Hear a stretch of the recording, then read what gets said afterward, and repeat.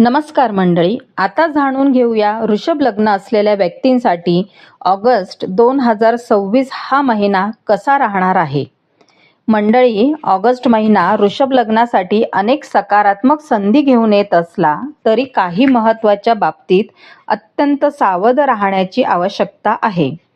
विशेषतः प्रेमसंबंध, मुलांशी संबंधित निर्णय, आर्थिक गुंतवणूक, घर आणि कुटुंबाशी संबंधित विषय तसेच ग्रहणांचा प्रभाव या सर्व गोष्टींचा तुमच्या जीवनावर विशेष परिणाम होणार आहे. महिन्याच्या सुरुवातीलाच शुक्रदेव कन्या राशीत प्रवेश करणार. वृषभ लग्नासाठी शुक्रदेव हे लग्नेश असल्यामुळे त्यांचे प्रत्येक गोचर अत्यंत महत्त्वाचे असते. या महिन्यात शुक्रदेव पंचम भावात प्रवेश करतात, मात्र ते येथे नीच राशीत असतात. आता अनेकांना प्रश्न पडतो की नीच ग्रह म्हणजे सर्व काही वाईटच होणार का? तर त्याचे उत्तर आहे नाही. नीच ग्रह म्हणजे त्या ग्रहाची नैसर्गिक शुभता काही प्रमाणात कमी होते. त्यामुळे त्या ग्रहाशी संबंधित विषयांमध्ये अधिक जागृत राहावे लागते. पंचम भाव हा बुद्धिमत्ता, शिक्षण, सर्जनशीलता, प्रेमसंबंध, अपत्य सुख आणि शेअर मार्केट किंवा सट्टा गुंतवणूक यांचा भाव मानला जातो.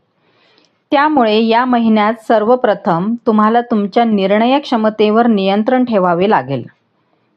विशेषतः जर तुम्ही share market, mutual fund, cryptocurrency किंवा कोणत्याही प्रकारच्या जोखमीच्या गुंतवणुकीमध्ये मोठी रक्कम गुंतवण्याचा विचार करत असाल तर हा महिना थोडा संयम बाळगण्याचा आहे.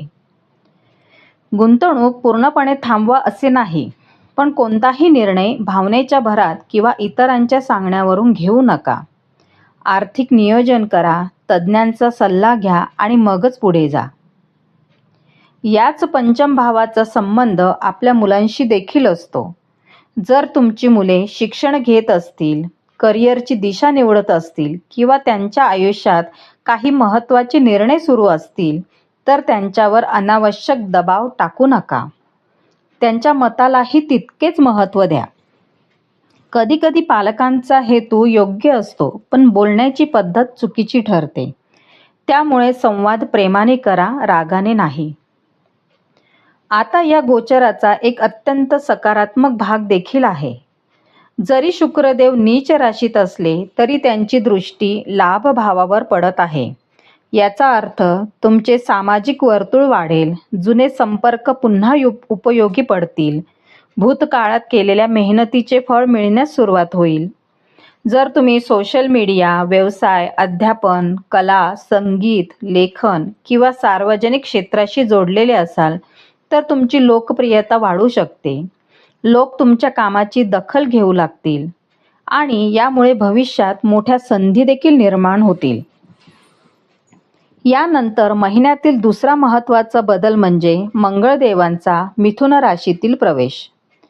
वृषभ लग्नासाठी हा दुसऱ्या भावातील गोचर आहे. दुसरा भाव म्हणजे संपत्ती, कुटुंब, वाणी आणि साठवलेला पैसा.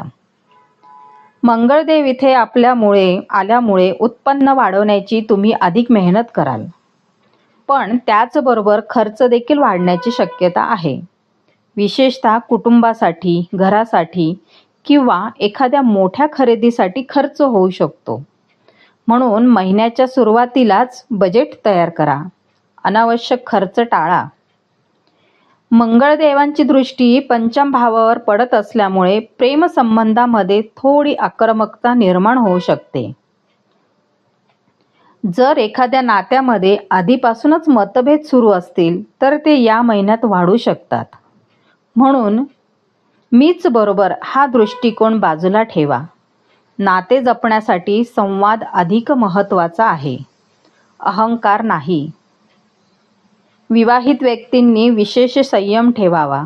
लहानशा कारणावरून मोठे वाद होऊ शकतात. विशेषतः आर्थिक विषय, कुटुंबातील हस्तक्षेप किंवा मुलांच्या शिक्षणावरून मतभेद निर्माण होऊ शकतात. अशा वेळी शांतपणे चर्चा करा, वाद वाढवू नका. यानंतर बुधदेव कर्क राशीत प्रवेश करतात. हा तिसऱ्या भावातील गोचर आहे.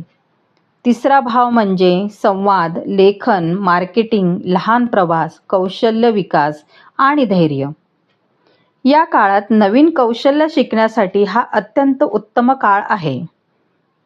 जर तुम्ही एखादा नवीन कोर्स, नवीन व्यवसाय, डिजिटल काम, यूट्यूब, ब्लॉग किंवा सोशल मीडियामध्ये नवीन सुरुवात करण्याचा विचार करत असाल, तर महिन्याच्या उत्तरार्धात त्याची सुरुवात करणे अधिक योग्य ठरेल. मित्रांनो, या महिन्यातील सर्वात मोठी घटना म्हणजे 12 ऑगस्टचे सूर्यग्रहण. हे ग्रहण वृषभ लग्नासाठी 3ऱ्या आणि 4थ्या भावाच्या प्रभाव क्षेत्रात येत आहे. यामुळे घर, आईचे आरोग्य, मालमत्ता, वाहन, भावंडे, प्रवास या सर्व बाबींमध्ये अतिरिक्त सावधगिरी आवश्यक आहे. जर तुम्ही नवीन घर खरेदी करणार असाल, नवीन वाहन घेणार असाल, मोठा करार करणार असाल किंवा घराच्या नूतनीकरणाचा विचार करत असाल, तर शक्य असल्यास ग्रहणाचा कालावधी टाळावा. 11 ते 13 ऑगस्ट दरम्यान अनावश्यक प्रवास टाळणे अधिक हितावह राहील. विशेषतः लांबचा प्रवास, वादग्रस्त प्रदेश किंवा धोकादायक साहसी उपक्रम टाळावेत. यानंतर सूर्यदेव सिंह राशीत प्रवेश करतील.